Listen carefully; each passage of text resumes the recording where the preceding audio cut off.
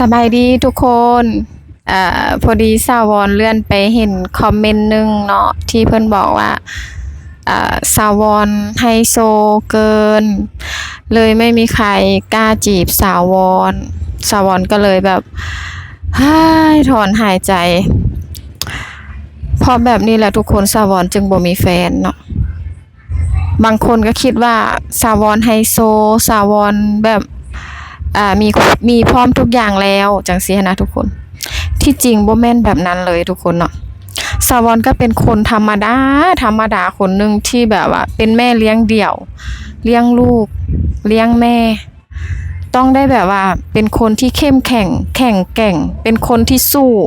และสาวรเป็นคนที่แบบว่าบ่ค่อยแบบแสดงความอ่อนแอให้แบบว่าคนอื่นเห็นหั้นนะทุกคนแบบบางทีหั้นนะสาวรก็แบบมีเรื่องอุกเรื่องคิดเรื่องแบบว่าเรื่องให้คิดเรื่องให้อุกใจนะหลายทุกคนเนาะแต่ว่าเฮาแค่บ่แสดงออกซื่อๆเนาะทุกคน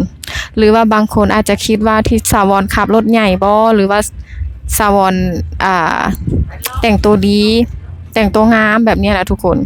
คือขับรถใหญ่นี่นะบ่แม่นไฮโซได้ทุกคนเพราะว่ายังเป็นหนี้ทุกคนเนาะเป็นหนี้ได้นี่นะทุกคนภาระได้นี่ทุกคนเนาะ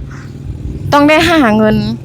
จ่ายค่ารถงวดรถแต่ละเดือนเนาะ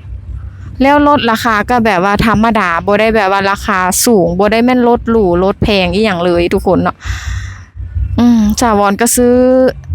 ราคาที่มันถูกราคาที่ตัวเองแบบสามารถจ่ายผ่อนได้ในแต่ละเดือนนะทุกคนเนาะคือทุกมื้อนี้ก็ดิ้นรนหาเช้ากินค่ำทุกคนยิ่งเศรษฐกิจแบบนี้เนาะทุกคนอ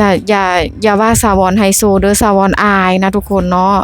ที่แบบสาวรแต่งตัวงามแต่งตัวดูดีเนาะก็เพราะว่าสาวรนะอยากงามสาวรก็เป็นผู้หญิงที่แบบว่าอยากแต่งตัวให้ตัวเองงามสาวรก็นั่นแหละอยากเฮ็ดงามเนาะทุกคนเผื่อว่าจะมีคนมาฮักเขาแด่เนาะแบบนี้นะทุกคนแต่ที่จริงก็แบบว่าเฮาก็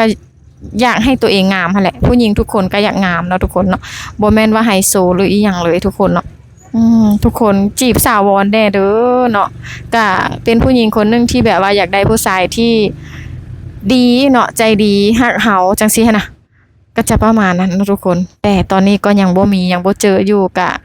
ก็ยังรอคนนั้นอยู่เนาะทุกคนก็จะประมาณนี้เนาะจีบได้เด้อทุกคนเด้อสาวรยังโสดยังรอท่าคนนั้นอยู่ทุกคนบ่ได้ไฮโซบ่ได้อีหยังเลยเป็นคนธรรมดานี่แหละเนาะอยู่ตามบ้านตามเฮือนแบบนี้แหละทุกคนเนาะนี่เนาะก็จะประมาณนี้เนาะเจอกันคลิปต่อไปทุกคนบ๊ายบาย